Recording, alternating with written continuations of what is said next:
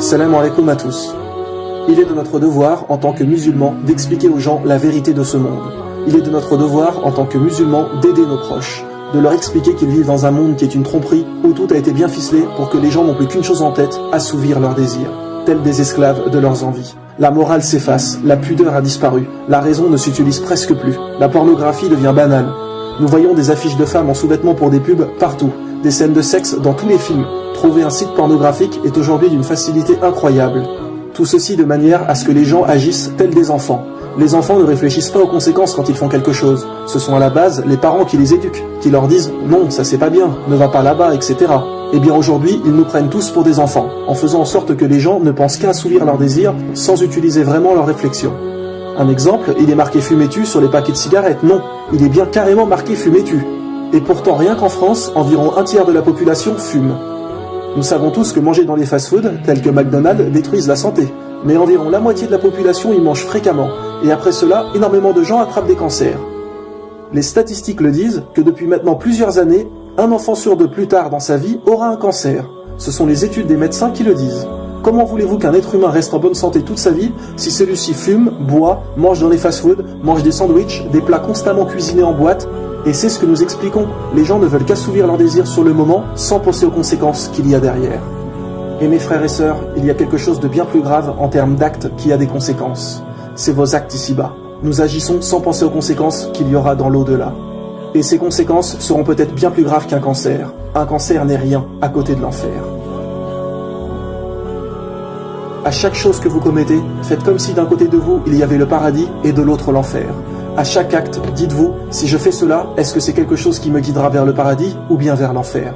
Et si c'est vers l'enfer, abandonnez ce projet sans hésiter une seule seconde. Peu importe que cet acte vous faisiez envie ou non, peu importe que vos amis soient déçus de votre choix, au jour du jugement, vous serez seul, c'est vous qui rendrez vos comptes. Donc expliquez à vos proches vos choix, expliquez l'islam à ceux qui ne savent pas, et toujours d'une manière calme et polie. Ce ne doit pas être un débat, on invite les gens à l'islam, on ne les force pas. On n'est pas là à leur dire « Mais c'est vrai, tu es bête ou quoi, tu comprends rien, tu vas aller croupir en enfer ?» Non, quand vous invitez quelqu'un à manger, vous ne lui dites pas « Tu as intérêt à venir manger chez moi, sinon je te démolis. » Non, on est toujours agréable, on souhaite l'accueillir chez nous. Eh bien l'islam c'est pareil, on les invite à l'islam, on souhaite qu'Allah les accueille avec nous dans son paradis. Toujours être agréable et souriant avec les autres. Après, beaucoup de gens ont encore cette excuse qui est « Oui, mais alors pourquoi il y a autant de maladies sur Terre ? Pourquoi il y a des enfants qui naissent handicapés? Ils n'ont rien fait de mal, rien demandé à personne, et ils naissent handicapés.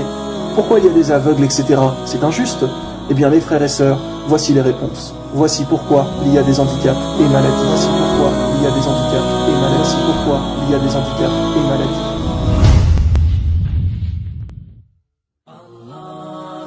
Les gens se posent parfois la question, qu'en est-il des personnes qui ne peuvent pas comprendre l'islam? Par exemple, les gens qui sont fous, qui n'ont pas la raison et qui sont complètement handicapés mentalement. Ils n'y sont pour rien s'ils n'ont pas la raison et donc s'ils ne peuvent pas apprendre l'islam. Alors pour commencer, il faut rappeler que tout le temps, à chaque instant, chaque être humain a deux anges qui le suivent sans arrêt et qui notent tous ses actes. L'un à sa gauche, l'autre à sa droite. L'un des deux anges note le bien et l'autre le mal sur des livres. Et ce sont ces livres qui au jour du jugement feront rentrer la personne au paradis ou en enfer. Si le livre des bonnes actions est le plus lourd, la personne ira au paradis. Et si c'est l'inverse, celle-ci ira en enfer. Mais sachez bien que les deux anges notent chaque fait et geste, chaque parole, tout dans les moindres détails. Coran, chapitre 43, verset 80. Ou bien escompte-t-il que nous n'entendons pas leurs secrets ni leurs délibérations, mais si nos anges prennent note auprès d'eux. Ou bien Coran, chapitre 50, versets 17 et 18. Quand les deux recueillants assis à droite et à gauche recueillent, il ne prononce pas une parole sans avoir auprès de lui un observateur prêt à l'inscrire. Maintenant, il faut savoir qu'il y a trois cas où les anges ne notent pas. Ils ne notent pas les actes de la personne. Le premier cas est quand une personne dort. Là, les anges s'arrêtent de noter car la personne n'est plus consciente de ce qu'elle fait. Si par exemple vous parlez dans votre sommeil et dites une insulte, vous n'y êtes pour rien. Donc bien évidemment, les anges ne notent pas. Le deuxième cas est pour les enfants jusqu'à l'âge de la maturité. Donc jusqu'à ce qu'un enfant soit pubère, ses actes ne sont pas comptabilisés. Car avant la puberté, un enfant n'a pas toujours bien conscience de ce qu'il fait. Et le dernier cas justement est pour les gens qui n'ont pas la raison. Tous les gens handicapés mentalement qui ne sont pas capables de comprendre les choses, les anges ne notent pas leurs actes tout au long de leur vie. Alors les gens se disent souvent, mais alors s'ils n'ont pas de test sur terre, comment se passera leur jugement? Eh bien sachez que le prophète, sallallahu alayhi wa sallam, a dit que les personnes qui n'ont pas pu comprendre l'islam seront testées dans l'au-delà. Allah leur donnera un test là-haut, et c'est en fonction de ça qu'ils iront au paradis ou en enfer. C'est idem pour les enfants qui pourraient mourir avant la puberté. Toutes les personnes qui ne sont pas testées sur terre seront testées là-haut. Alors les gens pourraient également demander, oui, mais alors pourquoi sont-ils sur terre s'ils ne sont pas testés ici-bas? Pourquoi Dieu les a créés? Eh bien mes frères et sœurs, ils sont là pour nous rappeler justement la chance que nous avons d'être en bonne santé, pour que nous prenions conscience de ce que Allah nous offre constamment. Si tout le monde était en bonne santé constamment, cela semblerait normal et personne ne serait reconnaissant. Il faut de la différence pour pouvoir comprendre la chance que nous avons. Car c'est ce que Allah nous donne qui est le plus beau. Regardez, malgré tous les désirs que nous voulons, belle voiture, belle maison, etc. Lorsqu'on est malade, couché au lit avec 42 fièvres, on se fiche de tout. La seule chose qui nous importe sur le moment, c'est de guérir. Quand vous êtes à l'hôpital pour vous soigner d'un cancer, il n'y a plus qu'une chose qui vous obsède, c'est de guérir. Et c'est pour cela qu'Allah laisse courir les maladies, etc. Pour que vous soyez un peu reconnaissant des bienfaits qu'il vous accorde. Il y a 86 400 secondes dans une journée. En utilisez-vous au moins une pour remercier Allah d'être en bonne santé? Mes frères et sœurs, on ne doit pas faire des invocations que quand tout va mal. Et quand tout va bien, on oublie notre Créateur. La vraie foi, c'est de penser à Allah et de le remercier aussi quand tout va bien.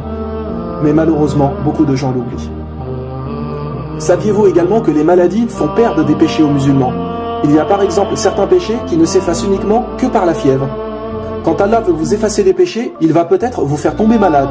Allah préfère bien évidemment nous punir ici-bas que dans l'au-delà. Car croyez-moi, la punition de l'au-delà sera bien pire. Tomber malade, mes frères et sœurs, est bien souvent une miséricorde d'Allah pour nous effacer nos péchés. Car il vaut vraiment mieux expier les péchés ici-bas que dans l'au-delà. Très souvent, beaucoup de musulmans se rassurent quand ils sont malades, car ils se disent qu'Allah leur efface des péchés. Sachez bien que celui qui ne tombe jamais malade et qui ne lui arrive jamais rien de mal a de quoi se poser des questions. Car le prophète sallallahu alayhi wa sallam nous a bien fait comprendre qu'à chaque fois qu'un mal touche un musulman, ne serait-ce que se piquer avec une épine, Allah lui absout des péchés. Sachez que parfois également, Allah veut guider des gens à travers une maladie ou un handicap. Nous connaissons énormément de monde et peut-être que vous qui regardez cette vidéo allez vous reconnaître.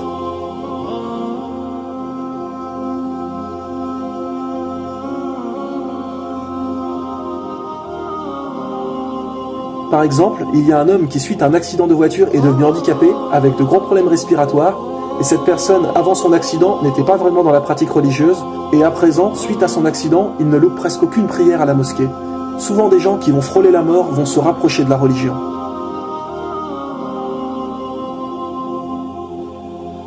En réalité, mes frères et sœurs, en y réfléchissant sérieusement, eh bien, être handicapé est souvent bien préférable que d'être en bonne santé. Car quand on est handicapé, on ne fait presque aucun péché. On ne peut pas aller en boîte de nuit, pas aller dans des endroits interdits, coucher avec des filles ou des garçons à tout bout de champ. Et ce sont très souvent des gens handicapés qui sont très pratiquants. Réfléchissez-y sérieusement, mes frères et sœurs.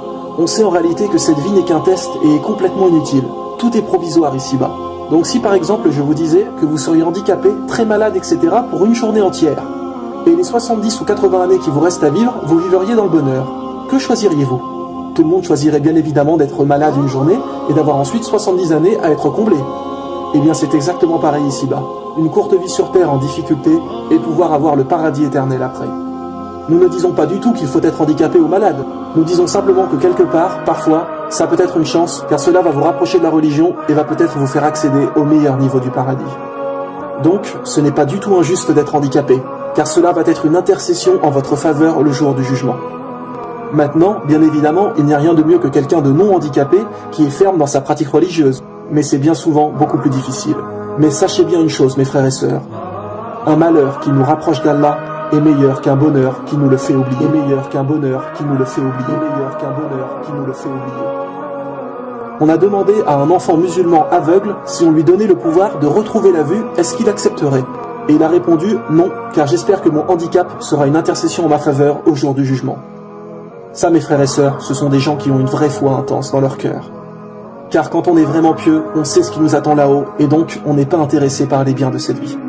Rappelez-vous que le prophète sallallahu alayhi wa sallam décéda avec juste une tunique. La seule chose qu'il possédait était la tunique qu'il portait sur lui. Il donnait tout ce qu'il avait. Et quand on lui avait proposé tous les biens qu'il voulait, toutes les femmes qu'il aurait désirées, le pouvoir, etc., en échange qu'il arrête de transmettre son message, il a refusé. Il ne voulait rien, car il savait très bien ce qui l'attendait dans l'au-delà. Il savait très bien que les délices du paradis l'attendaient. Le prophète sallallahu alayhi wa sallam disait « Les biens de cette vie d'ici-bas ne sont pas pour moi. » Mais comprenez pourquoi il y a des gens handicapés ou pourquoi il y a des maladies sur Terre. Cela est là pour nous rappeler la chance que nous avons, pour nous rapprocher de l'islam et également pour nous faire perdre des péchés.